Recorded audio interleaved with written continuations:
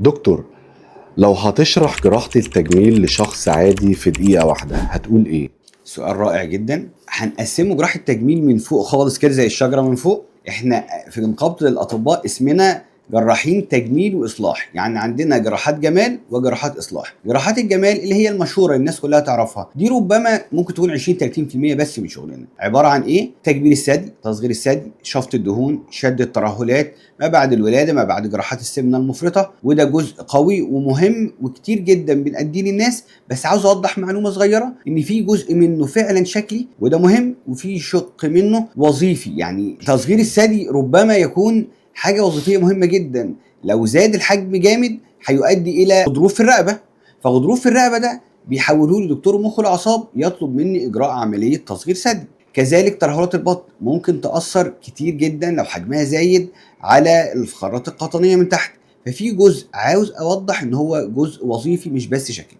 طيب ده الشق الاولاني اللي هو جراحات الجمال. طيب الشق الثاني اللي هي الجراحات الوظيفيه، ريكونستراكشن، اعاده بناء الانسجه، ودي هنقسمها عيوب خلقيه زي الشفه الارنبيه، سقف الحلق المشقوق، الوحمات الدمويه، الاصابع الملتصقه، الاذن الخفاشيه، الاحليل السفلي. كل دولت بيجوا الدكتور جراحه تجميل. طيب ده اول حاجه في العيوب الخلقيه. 2، اعاده بناء الانسجه ما بعد استئصال اورام، ما بعد حادث، وده بنشترك فيه كثيرا جدا مع اطباء العظام، ما بعد اجراء اي عمليه وفي قصور في الجلد، سواء حاجه اسمها مننجوسيل يعني كيس في اسفل الظهر بندخل فيه مع دكتور المخ والاعصاب. فاعاده بناء الانسجه سواء بترقيع جلدي او بشريحه جلديه، فده جزء مهم جدا من دور جراحه التجميل. يبقى قلنا عيوب خلقيه، قلنا اعاده بناء انسجه. الحروق وده سكوب واسع جدا، سواء بعالج الحروق في بدايتها او علاج اثار الحروق، سواء شكل او وظيفه او شد في الجلد او تاثير على حركه مفصل عندي. كل ده اللي بيعالجه طبيب جراحه التجميل المتخصص. يبقى المجال بتاعنا يا جماعه مجال كبير جدا. جراحات اليد بما فيها اخناء الاعصاب، الاوتار، اي مشاكل بتحصل في اليد، كل ده تخصص جراحه التجميل. دكتور، مين الشخص اللي مناسب لجراحة التجميل ومين لأ؟ السؤال ده أهم سؤال أنا بسأله لنفسي في العيادة مع كل مريض بيدخل لي العيادة. مين الشخص اللي ينفع أعمل له عملية في جراحات التجميل؟ مهم جدا المريض ده يكون عنده تقبل لحالة جسمه، المريض ده يكون عنده توقع منضبط، توقع واقعي أنا هوصل لإيه. ما ينفعش المريض يجيب لي صورة يقول لي أنا عاوز أبقى زي فلان، او واحده تجيب لي صوره تقول عاوز ابقى زي الممثله الفلانيه. الكلام ده غلط. التيشيرت يا فندم اللي حضرتك لابسه او التيشيرت اللي حضرتك لابساه ما يناسبش زميلتك او بنت خالتك.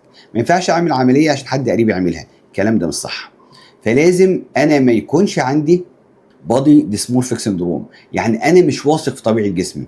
فمهم جدا تقييم الحاله النفسيه للمريض، اتفق معاه ان النتيجه بتاعتنا هنوصل لايه، هتحسن بنسبه كام في الميه. لان في بعض المشاكل ما اقدرش احلها بنسبه 100%، ولكن اقدر اساعدك اوصلك لافضل حاجه بالنسبه لحاله حضرتك. فبيكون شق مهم جدا من طبيعه شغلي ان اقيم المريض، اقيم النفسيه بتاعته واوضح له بصوره واضحه احنا هنصل لتحسن كام في الميه وايه النتائج المتوقعه ما بعد العمليه. عشان في كتير جدا في الميديا بتكون فيه مفاهيم وصور مغلوطه عن جراحه التجميل.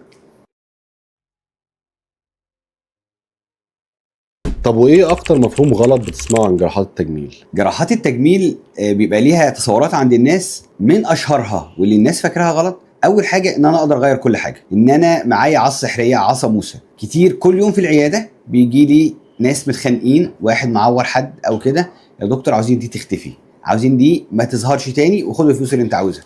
يا جماعه مش موضوع فلوس ولا موضوع اي حاجه، هو حاجه واحده بس، انا اقدر احسنك.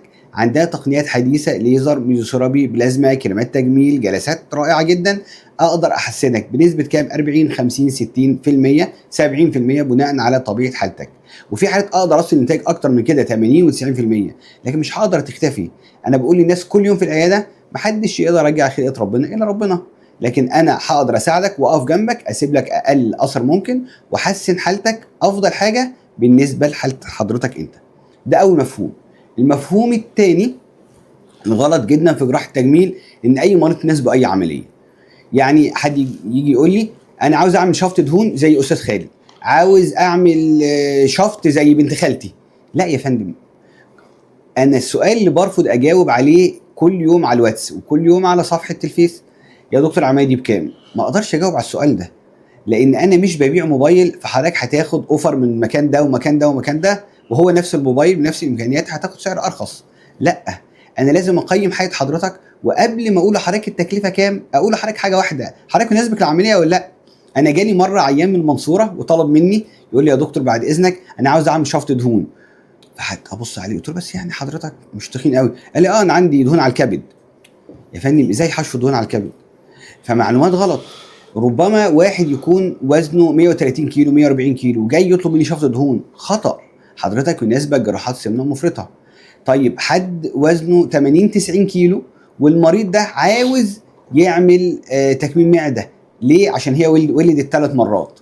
فلا، بطنك هعمل لك لها شفط دهون وشويه ترهلات. فانا دوري اختار لحضرتك العمليه المناسبه لحضرتك، فمش اي مريض يناسبه اي عمليه. المفهوم الخطأ اللي كل يوم بنقابله، ومهم جدا نوصل حضرتك الموضوع ده، ان جراحات تجميل هي جراحه زي اي جراحه يا فندم. لكن اللي بيظهر الناس من الميديا ان الموضوع بسيط، هدخل من باب ده هخرج من باب التاني، تاني يوم انزل الشغل. لا، انا بوضح للناس بقول له لا، بناء على العمليه اللي هقررها حضرتك محتاج تريح اسبوع اسبوعين زيك زي اي عمليه في البيت. لكن ان انا من تاني يوم هقوم اتحرك، الكلام ده مفهوم خاطئ تماما تماما، وتبسيطه للناس بالموضوع ده مش صح. لازم نكون اونست مع الناس، لازم نوضح لهم الحقيقه، بس قصاد كده هياخد نتيجه رائعه جدا هتفرق جدا جدا في حياته. اقول لكم سريعا، دكتور ربما دكتور في المجال الطبي قابلني مره في المستشفى وقال لي انا عندي شويه دهون على بطني كده عاوز اشفطهم، ممكن يوم الجمعه عندي عمليه كده وبعدها تشفطها لي واروح وانزل تاني يوم الشغل؟ لا طبعا، مفيش حاجه اسمها كده. حضرتك لازم تريح اسبوع على الاقل في البيت، 3 4 ايام لو الامر بسيط. لكن مفيش حاجه اسمها ان انا خلاص اخلص العمليه تاني يوم انزل شغل عادي.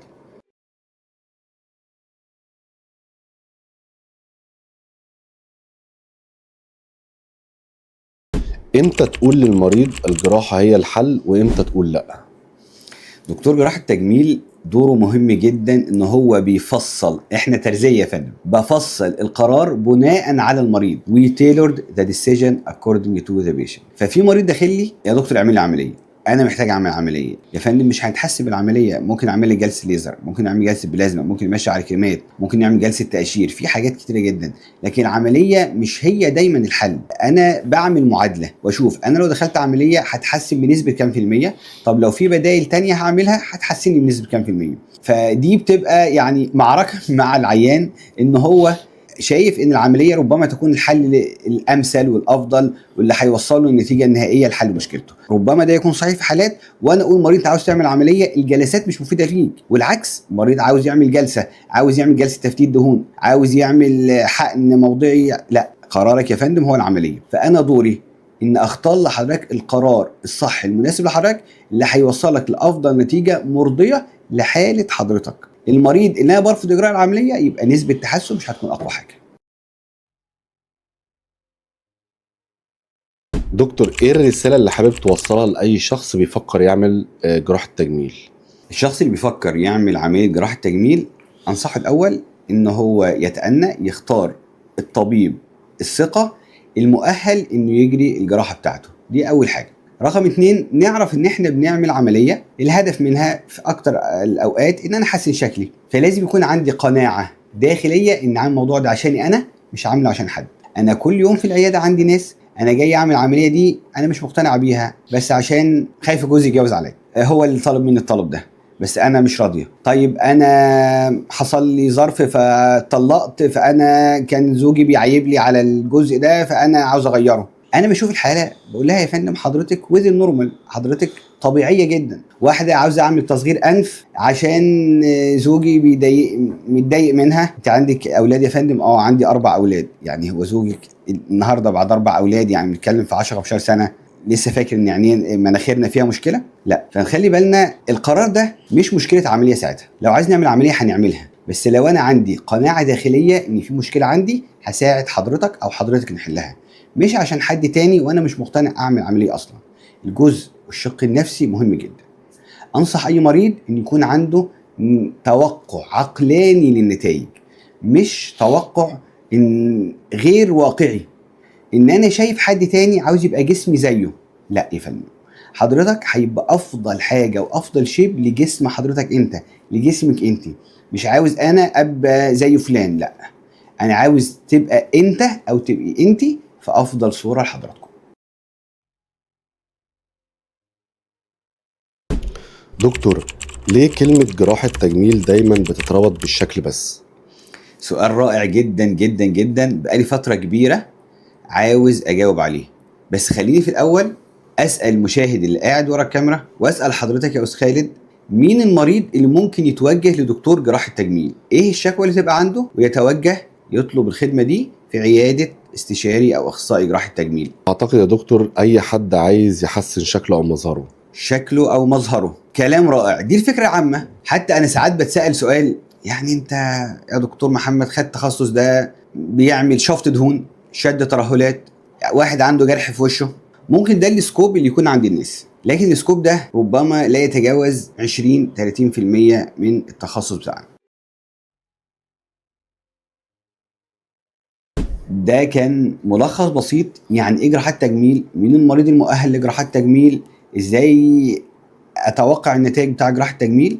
فده كان حاجة بسيطة جدا. ان شاء الله تعالى الحلقات القادمة هنبدأ نتكلم على كل مشكلة بالتفصيل بتاعها. يعني هناخد الشفة الأرنبية، نقول ايه سبب الشفة الأرنبية في الذكور ولا الإناث اكتر، ابدا اتدخل في عمر قد ايه، النتائج بتاعتها بتبقى قد ايه، العمليه هتعمل على كام مرحله، بحيث ان اي حد عنده مشكله يدخل يسمع الفيديو يجد حل المشكله بتاعته بكل التفاصيل بتاعتها. هنبدا نتكلم عن المرضى بالتفاصيل بتاعتهم، ونحكي حكايات كل المرضى في العياده بتاعتنا عشان تاخدوا الخبرات ديت باذن الله تعالى. كان مع حضراتكم دكتور محمد بشر، استشاري جراحات تجميل والحروق وجراحات السمنه المفرطه وتنسيق القوام. دمتم في عافيه.